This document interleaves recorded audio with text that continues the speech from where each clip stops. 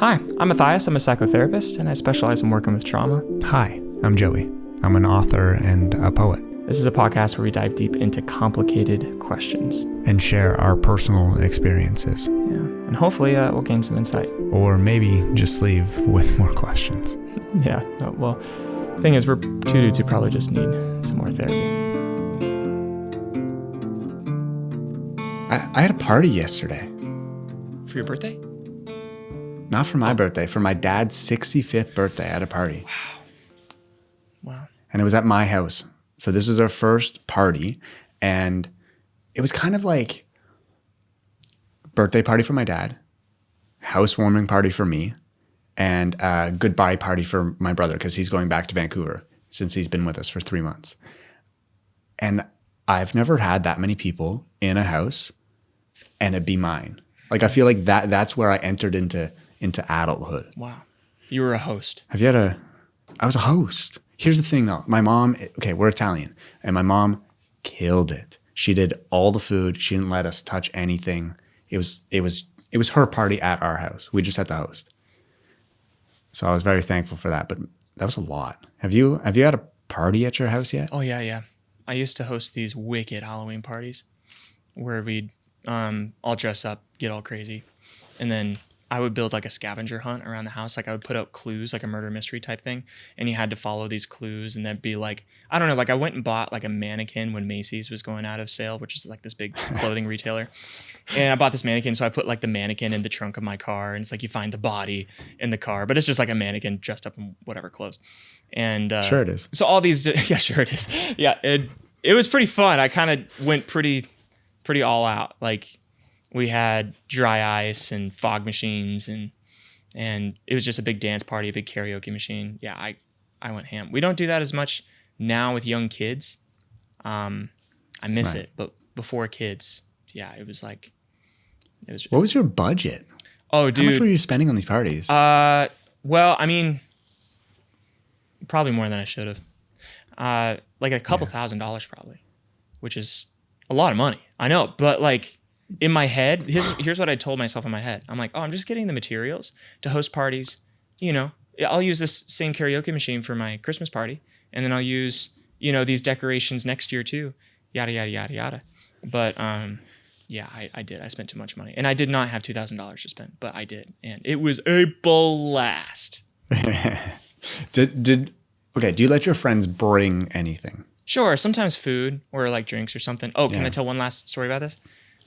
Yes. I made a mistake and I got black food dye that's like safe to consume, but I put it in like the punch. I made like this, made this punch. Black punch. Yeah, so it was like in like a witch's cauldron, and it was like, and I put dry ice in it, so it's like bubbling over black goo, and then that's like the cocktail for the evening, right?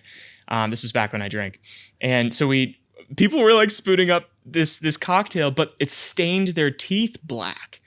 Because I put way too much in. And so everyone at the party, all the photos, everyone just looks like they have these black teeth. It's hilarious. Yeah. That's awesome. Yeah, so it's like those red wine drinkers. Yeah. Oh, the purple lips. Yeah. That's funny. Anyway, that's what funny. did you do for your dad's birthday? Did you do like a theme? Did you get balloons? What'd you do? I mean, I did nothing, but we just kind of like did just appetizers. We did it in the middle of the day. So we could kick people out and they wouldn't stay too long. That's good. And we just did like kind of like charcuterie boards, little sandwiches, things like that.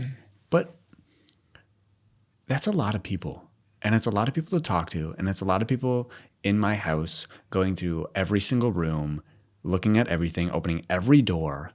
And I was very happy to have the people there. I had a blast. I actually had a really good time. Because you just recently redid your house too. You've been working on this house for a long time. So it's kind of showing off everything you've been doing.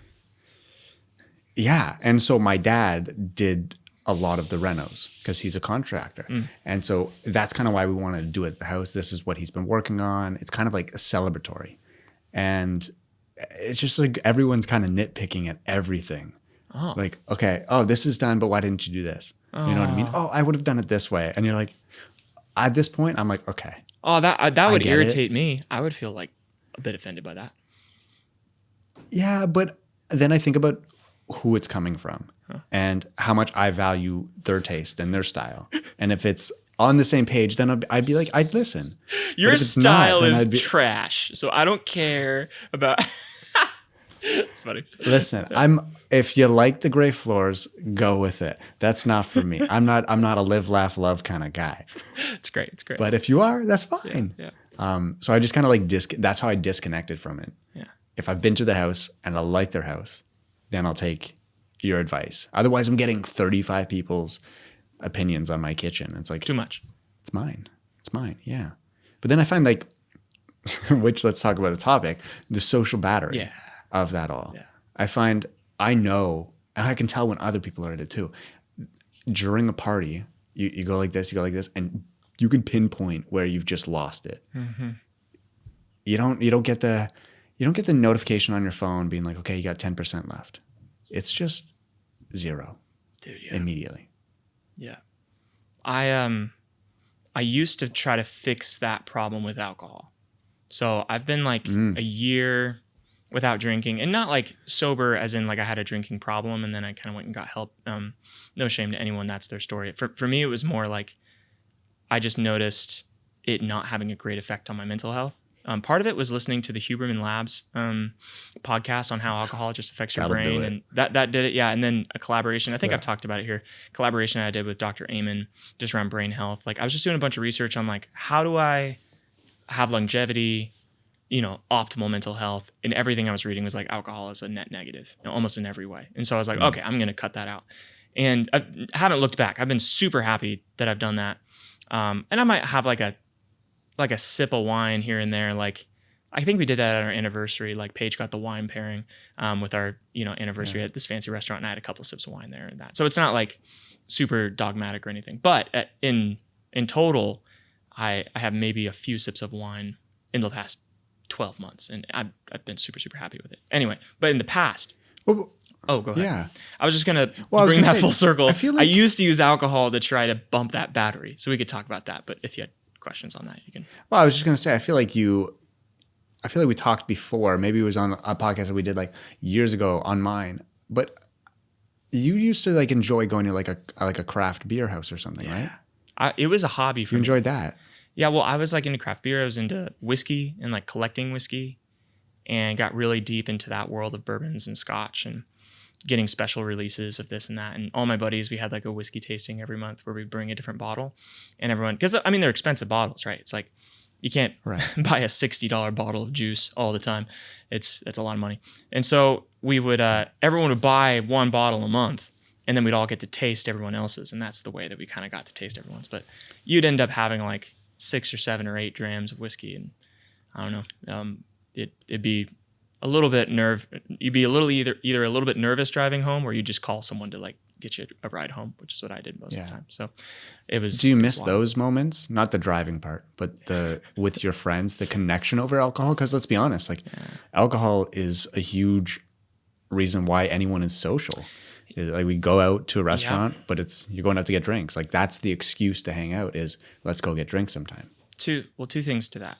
One is, so I live in Nashville, Tennessee. There's a pretty good mocktail scene, and mocktail, for those who don't know, is like essentially like kind of an imitation of a cocktail, but just with non-alcoholic ingredients. Like most places, if you're like talk to the bartender, like, hey, give me a mocktail of some sort, like they'll get you something that's better than just a lemonade. Like so you can still have your foofy drink experience if you're into that. So that's been enough for me. But also I just feel like in the past the socialization around alcohol was a double-edged sword. So it raised my social battery, just like you were describing. I kind of get to a place where I'm out with a bunch of friends, or I have a bunch of friends over, and then it just starts to feel like a bit much, and then I just kind of feel drained. I'm like, I got to get out of here. But then I would have a few drinks, and it would kind of loosen me up, and I felt fine, and I kind of felt light and goofy, But there's a problem, because alcohol, just on a neurological level, will lower your impulse control. And that was a problem for me. So this is going to sound a little bit complimentary, but I'll just say it. I'm really good at reading people and knowing what people's insecurities are. I'm a therapist. It's what I've spent my entire professional career learning how to do. So when I get a little bit tipsy, I start to make jokes and kind of poke at people's insecurities. And I really upset some people. Like I was a little too good at it. And like we'd be playing poker, me and my friends, like, and this is like when I'm, I don't know, 27. This was a while ago, but like we'd be playing poker.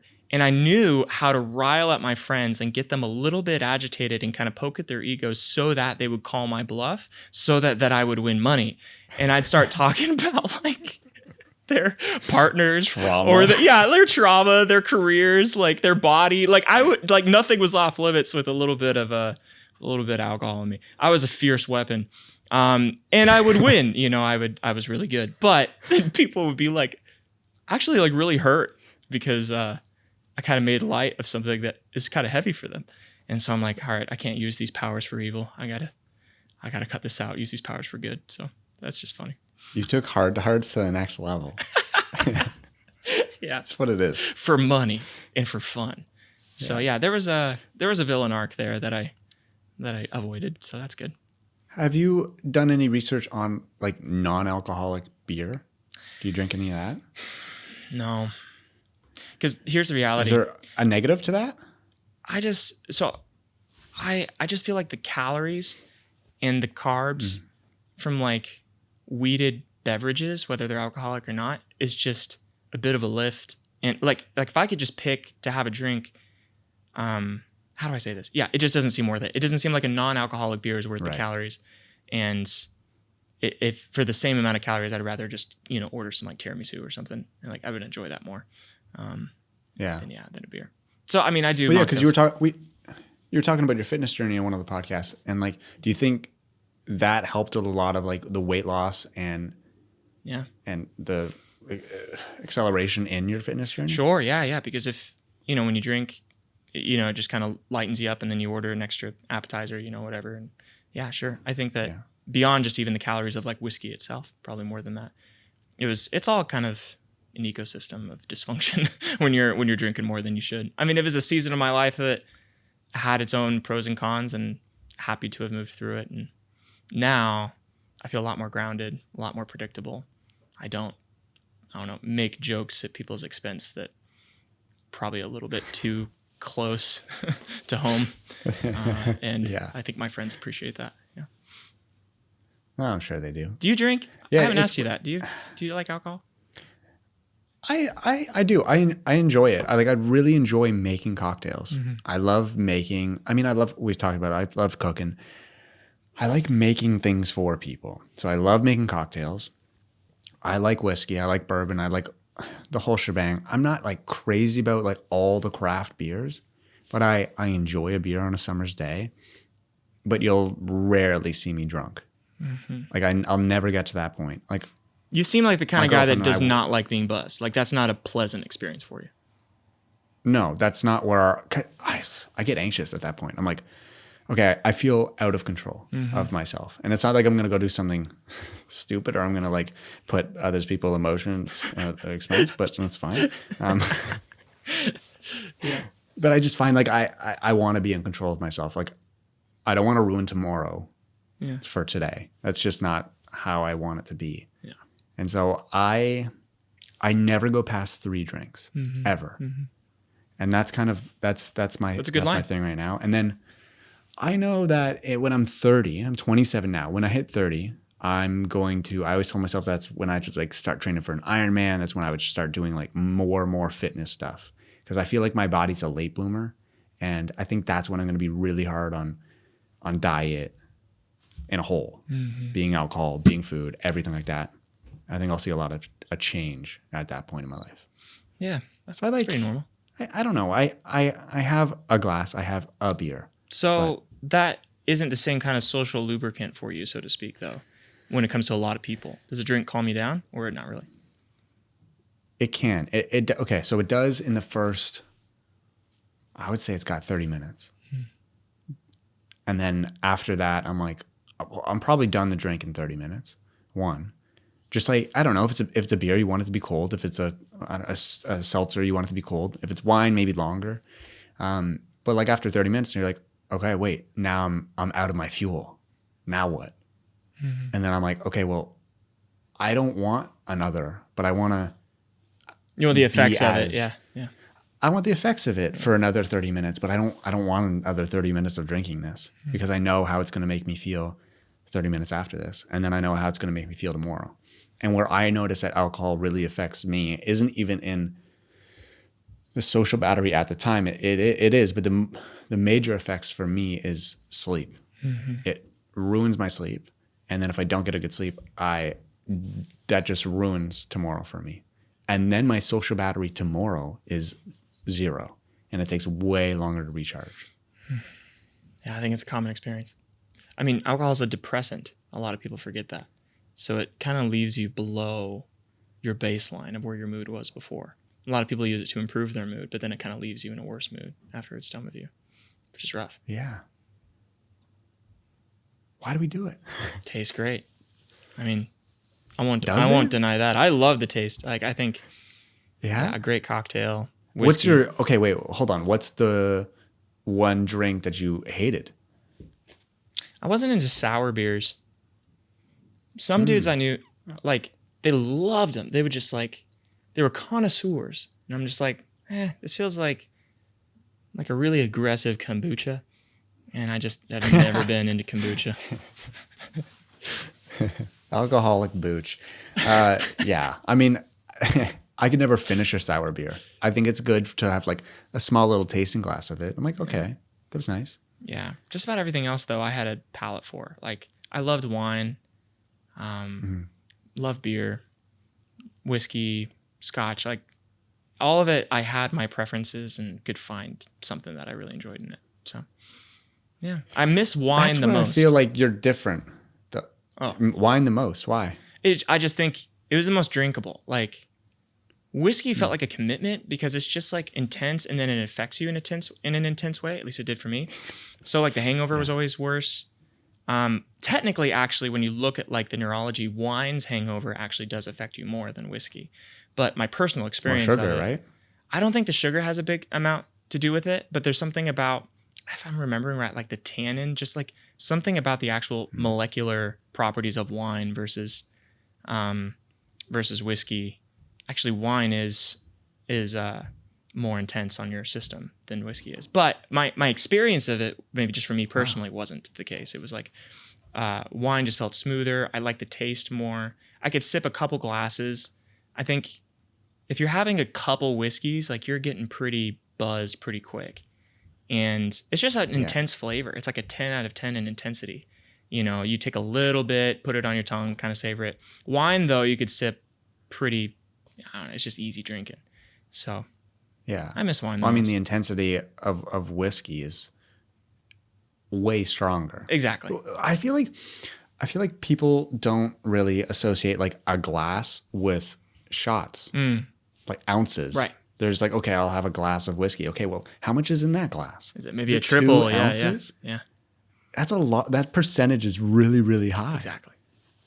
Yeah. And I feel like that kind of goes out the window. You were going to ask me something, then I cut you off. What were you saying? I know. Well, for you, though. Is this the ADHD episode? No, not yet. Okay, but beer's not your favorite, but wine, whiskey, do you have a preference there, or cocktails? Is that where you hang your hat? Cocktails I enjoy making the most. Wine, I know what I was going to ask you. At what age did you start enjoying different things? Like for me, I was like, I want to explore whiskey and bourbon and everything. I want to explore that first. To really I have so many, they all come back to me. Okay. When did you start enjoying whiskey first, and when did you start enjoying wine first? For me, it was whiskey, and then now it's getting to wine. I find my palate is really changing. Same here. That was my route. Yeah, wine just tasted bitter and kind of gross at first. And then whiskey was just overwhelmingly gross. Like at the beginning was just, this is so much. It was just bitter, and I just had to choke it down. But the social pressure to hang with the guys was like the thing that created that perseverance in young Matthias to keep going. And then I think there's that, and a tasting was a great way to do that, was like you have those moments where you taste the difference in different kinds and you start to notice the flavor. It doesn't all just taste like whiskey. It tastes like, oh, I can tell that's a bourbon versus a rye versus a scotch. And, oh, there's actually these different kinds of bourbons and from different, regions. Like, it's, well, not with bourbon, it's all from Kentucky, but with different regions, like with scotch, for example. And you start to develop that, and that's when the nuances start to become more enjoyable and more pleasant. That was my experience. But then, that's when I think you're different than a lot of people, because a lot of people don't really have an interest in figuring out where things come from, why they taste the way that they do. They're kind of just looking for that feeling. Yeah, I got into it more as a hobby for the sake of the flavor. Yeah, and the effect of it was a secondary benefit. It was more the kind of like collecting, like kind of getting into any hobby, and that was the group of friends I had at the time that were really into that too. So it was a social connecting, bonding thing, but also had a double-edged sword. But now what are your friends doing now? Like for the social aspect of it? Yeah, well, that was a big thing. When I moved to Tennessee, this was about 1.5 years, almost 2 years ago. That was one of my big things, was like, I want to find a social group that doesn't revolve around alcohol, because my social group in Spokane was very alcohol focused. When, you would hang out with the guys at the whiskey tasting. So I remember trying to kind of cut back on alcohol because I was realizing it wasn't having the effect on me I wanted it to have. And it was just, I just didn't see my friends very often. And, and that was like a little weird. One of my friends owned a bar. And so we'd go and hang out at his bar, so then that's tough. Then trying to pull out of that was kind of pulling out of the friend group. And I think a lot of people experience that. So then moving here, I was like, oh, I want to find friends that, not that don't drink, but that don't socialize around drinking. And there's a very distinct crew, I guess, that I formed here in Nashville, where I have my group of friends that, we'll play pickleball. We'll like go out to eat. Like I still have friends around like eating out and stuff. That's still super fun. Or we'll play music, or we'll have philosophical discussions or psychological discussions. A lot of my best friends now are entrepreneurs. And so we kind of talk business, and, I make courses and workshops, and, I just started a company called the Trauma Institute with a few scholars doing a bunch of stuff. So we'll talk about like Facebook ads and Kajabi and how to like build funnels, so like all that kind of stuff that most people would be totally bored by. But I don't know, it's shop talk. So that's like a group of friends. And then I have a group that still really wants to do whiskey tastings, get cigars out, kind of have whiskey smoke nights. And I don't really go. So those friendships aren't as developed. And that's okay. That's just a different season of life that I guess I'm in. How did you find friends after the move? That's a good question.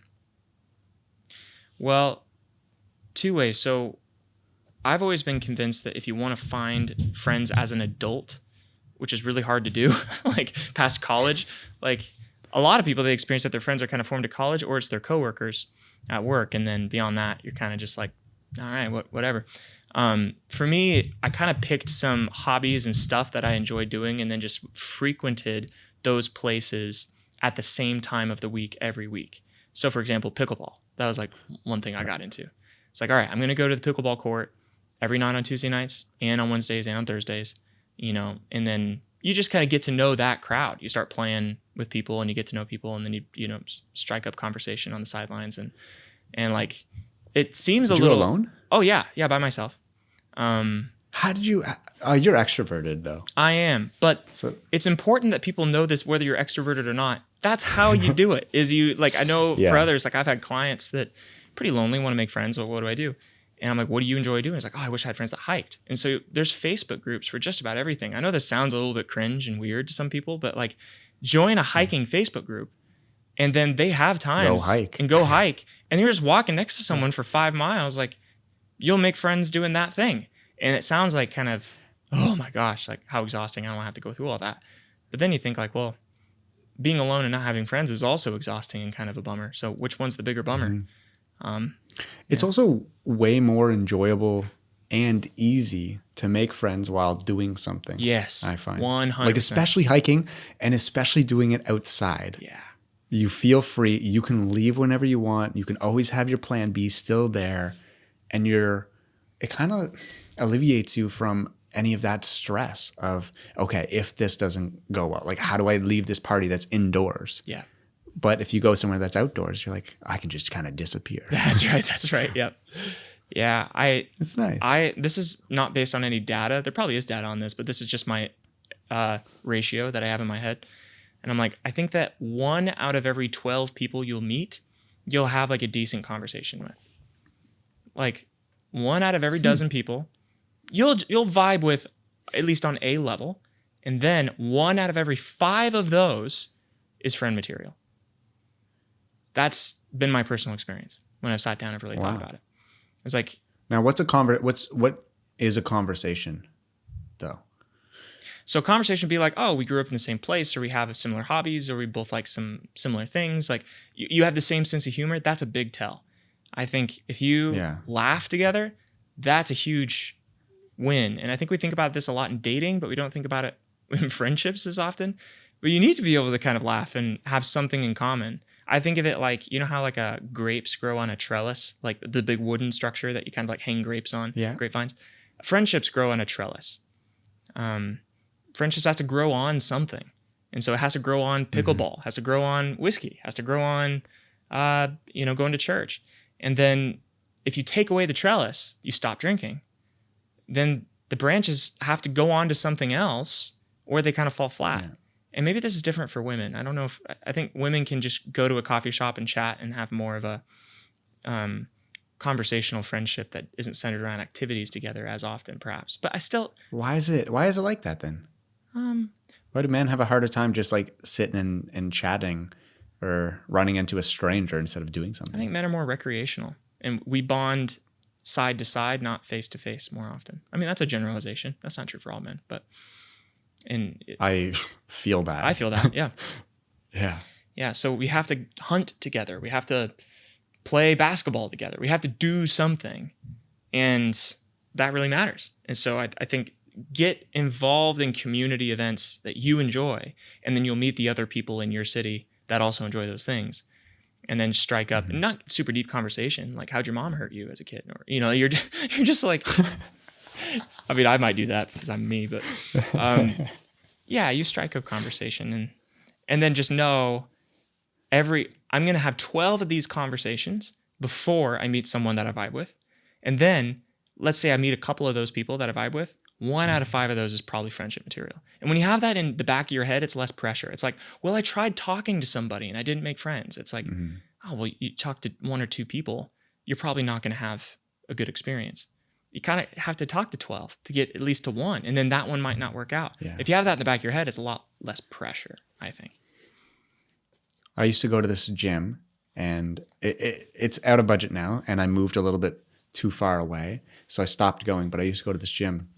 And I was so nervous to go to gyms because I felt like I felt like I didn't really fit in. I'm an introvert.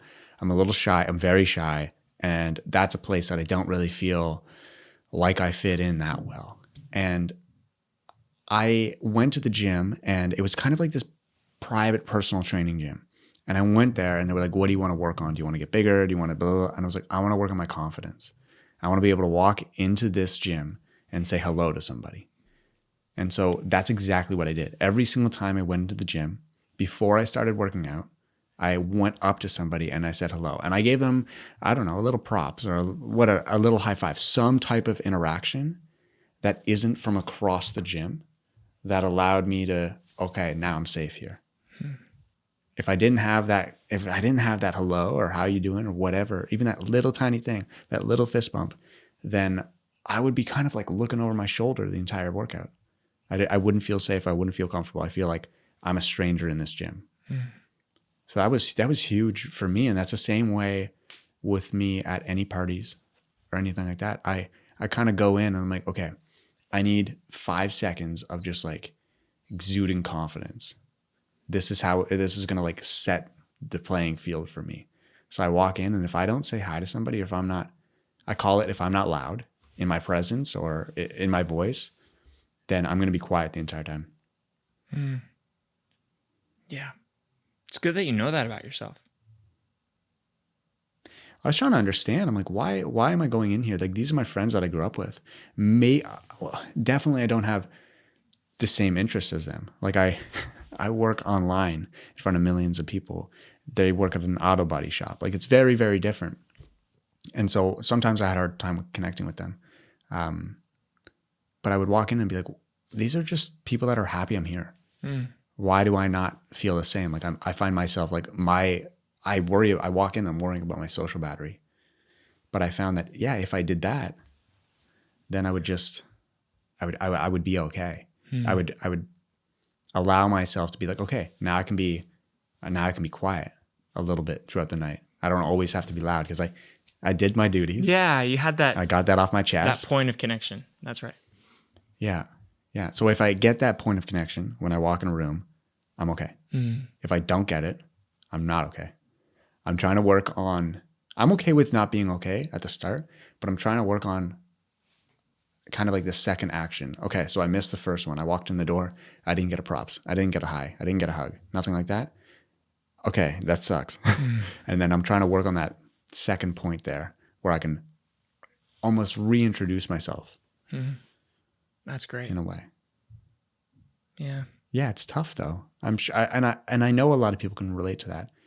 And I don't think it's just necessarily about being introverted or extroverted, because I feel like our social levels, I understand like that's directly related to it, but I feel like our social levels, especially after COVID, are so different now. Yeah, giving yourself permission to, I don't know, take it at your pace and to know some of those things about yourself and to just kind of let yourself not have to be the big giant social butterfly with 20 friends, I think is also really good. Guess what I won in high school? What? In my yearbook? What? Social Butterfly Award. You did? No way. I did. I won an award. Can you guess what it is? Oh, you told me. Might have. Why is the first thing that comes to mind is like most likely to fail? That stings. Stings a little bit, but I'll take it. It's not that. It's not that. It was corny. I got best hair in high school, and I felt pretty confident about that. Yeah, but then, Hell yeah. But then I look back at the hair that won that award, and it was What hair? What hair were you rocking? Oh, dude, it is spiky. Like, I mean, I have videos on TikTok with me with big, foofy, spiky, fluffy hair, but dude, it was next level. It was like all the hair gel in the world couldn't get me spiky enough. Up, like to the heavens. Straight up. Dude, it was a fluffy mess. It was wild. But hey, got the award. Hell yeah. That's what you did it for that. Yeah, I did it right?